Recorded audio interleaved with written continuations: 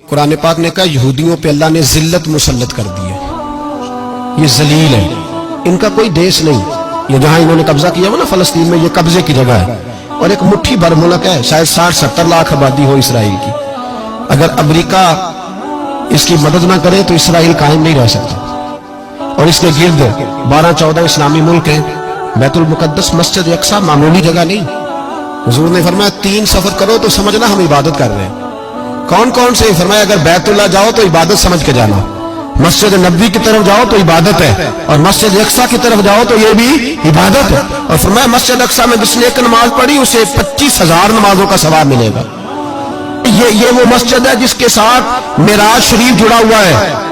قرآن پاک نے کہا کہ اس مسجد میں سبحان اللہ اسریٰ بعبدہ لیلا من المسجد الحرام الی المسجد الاقصی۔ مسلمانوں، قرآن کہتا ہے کہ تمہارے معراج کی شان رسول پاک کی مسجد اقصی سے جڑی ہے۔ جس محبوب کو رب معراج کرائے تو مسجد اقصی میں لا کے کرائے۔ وہ جگہ معمولی جگہ ہے، وہ معمولی جگہ ہے مسجد اقصی۔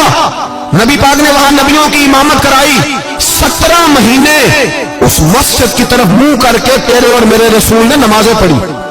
چھوٹی جگہ ہے اور پوری دنیا کا مسلمان اسے چاہیے شرم سے گڑ جائے۔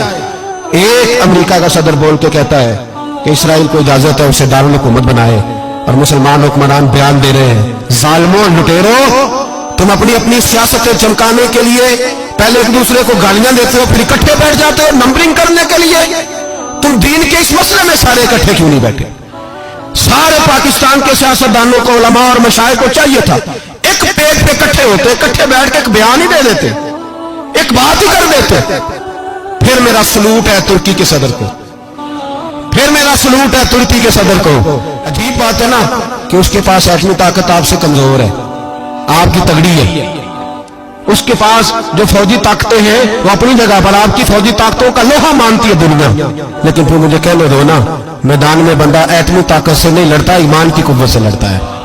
وہ بول اٹھا ہے نا، کیا کر لیا اس نے اپنی پارلیمنٹ سے خطاب کیا۔ اس نے بہت عرصہ پہلے کہا تھا مسجد اقصی میری خواب میں آئی تھی اور رو کے کہتی تھی آئے مجھے کوئی صلاح الدین ایوبی کا ماننے والا، کوئی آئے مجھے بچائے۔ کہتے ہیں میری خواب میں آئی تھی اور روتی تھی، کہتی تھی کوئی آئے۔ اور ایک شاعر نے کہا ہے مسجد اقصی نبی پاک کو بھی بلاتی ہے، کہتی ہے ایک بار پھر طیبہ فلسطین میں آ، راستہ دیکھتی ہے پھر مسجد اقصی تیرا، ایک بار پھر سے طیبہ سے فلسطین میں آ، راستہ دیکھتی ہے پھر مسجد اقصی تیرا۔ کوئی بول رہا ہے نہیں اتنا مقدس مقام، چھوٹے چھوٹے بیان، اور کہیں اکٹھے ہو جاؤ، پیش کوئی کر رہا ہوں بڑی جلدی۔ اس امریکہ کو لوگ ٹوٹتا ہوا دیکھیں گے، اسے بکھرتا ہوا دیکھیں گے، اسے لرزتا ہوا دیکھیں گے، اس لیے کہ مقابلے رب رسول سے اتنے آسان نہیں۔